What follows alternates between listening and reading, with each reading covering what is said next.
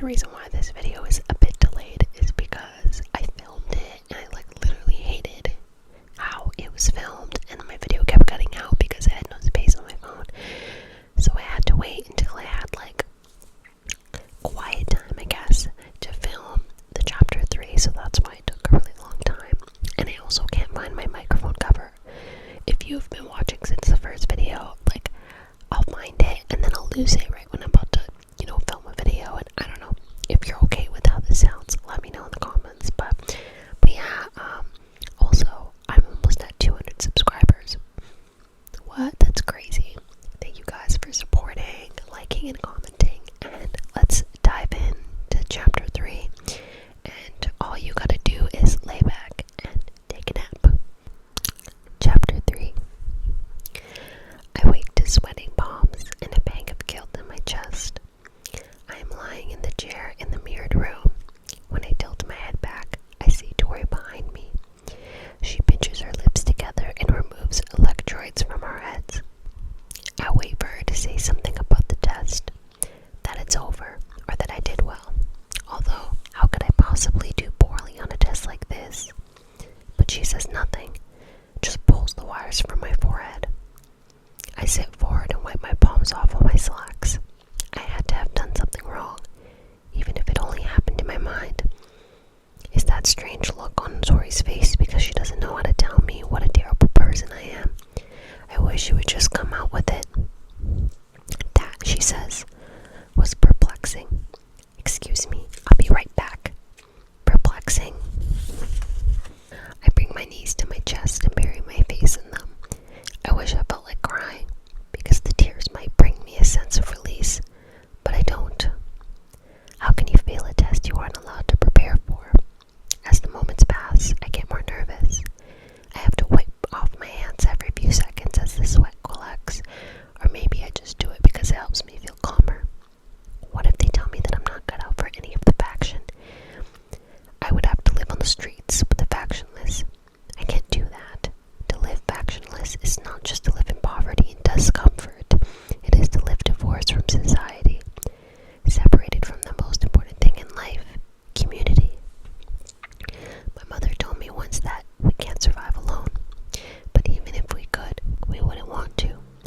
Without a faction, we have no purpose and no reason to live. I shake my head. I can't think like this. I have to stay calm. Finally, the door opens and Tori walks back in. I grip the arms of the chair. Sorry to worry you, Tori says. She stands by my feet with her hands in her pockets. She looked tense and pale. Beatrice, your results were inconclusive, she says. Typically, each stage of the simulation eliminates one or more of the factions. But in your case, only 2 have been ruled out. I stare at her. 2? I ask. My throat is so tight, it's hard to talk.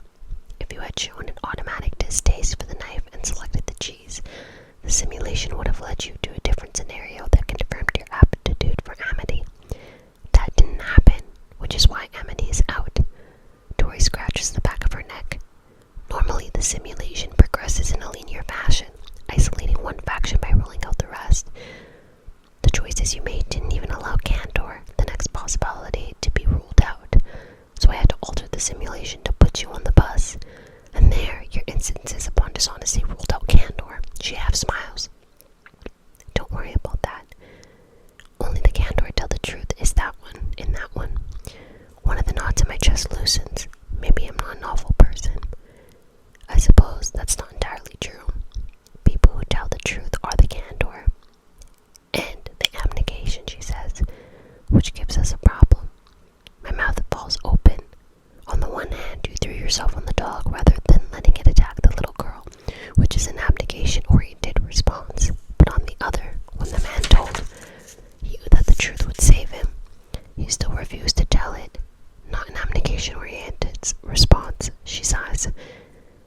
Not running from the dog suggests dauntless, but so does taking the knife, which you didn't do. She clears her throat and continues.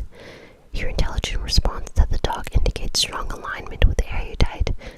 I have no idea what to make of your indecision in stage 1, but... Wait, I interrupt her. So you have no idea what my aptitude is?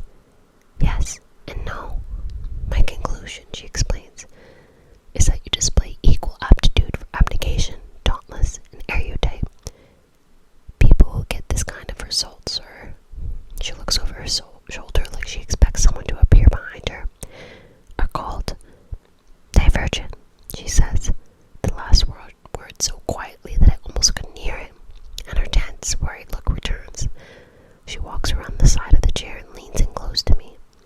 "Beatrice," she says, "under no circumstances should you share that information with anyone. This is very important." "We aren't supposed to share our results," I nod. "I know that." "No." Tori kneels next to the chair now, places her arms on the armrest. Our faces are inches apart. "This is different. I don't mean you shouldn't share them now. I mean you should never share them with anyone ever, no matter what happens. Divergence is extremely dangerous, you understand?" I don't understand. How could inconclusive test results be dangerous? But I still nod. I don't want to share my test results with anyone anyways. "Okay." I peel my hands from the arm of the chair and stand. I feel unsteady. "I suggest," Tori says, "that you go home. You have a lot of thinking to do, and waiting with the others may not benefit you." I have to tell my brother where I'm going. I'll let him know. I touch my forehead, stare at the floor as I walk out of the room. I can't bear to look her in the eye. I can't bear to think about the choosing ceremony tomorrow. It's my choice now, no matter what the test says. Abnegation, dauntless, erudite, divergent. I decide not to take the bus. If I get home early, my father will notice when he checks the house log at the end of the day, and he'll have to explain what happened. Instead, I'll walk to intercept Caleb before he mentions anything to our parents. But Caleb can keep a secret. I walk in the middle of the road. The buses tend to hug the curb, so it's safer here. Sometimes on the street near their houses, I can see places where the yellow lines used to be. We have no use for them now that there are so few cars. We don't need stoplights either, but in some places they dangle precariously over the road like they might crash down any time. Renovation moves slowly throughout the city, which is a patchwork of new, clean buildings and old, crumbling ones. Most of the new buildings are next to the marsh, which used to be a lake a long time ago. The Abnegation Volunteer Agency my mother works for is responsible for most of those renovations. When I look at the abnegation lifestyle as an outsider, I think it's beautiful. When I watch my family move in harmony, when we go to dinner parties and everyone cleans up together afterwards without having to be asked, when I see Caleb helping strangers carry their groceries, I fall in love with this life all over again.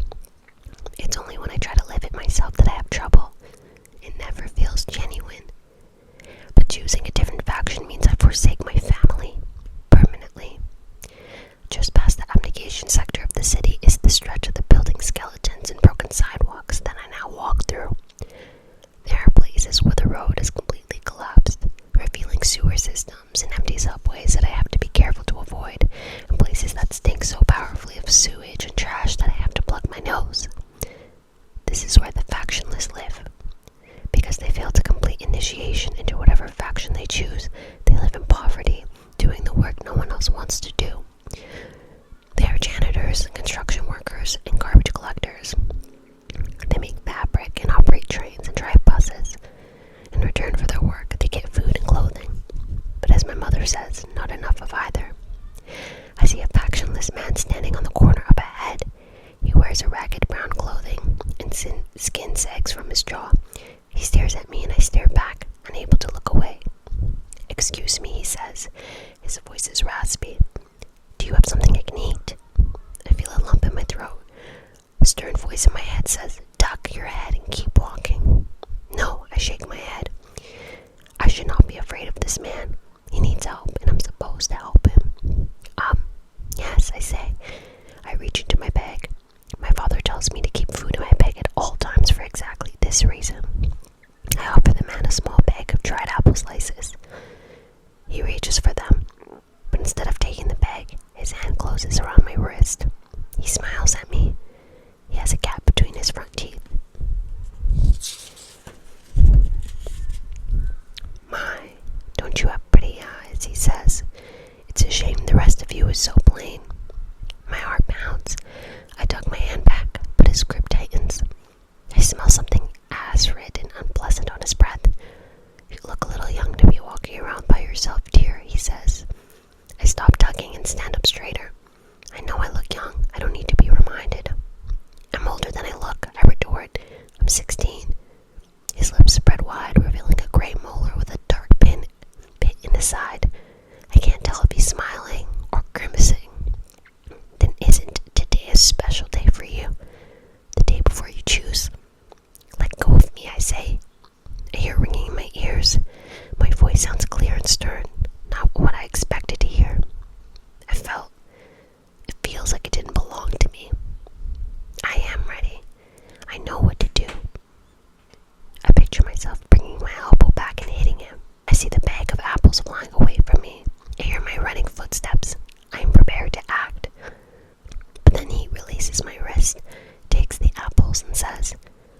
Choose wisely, little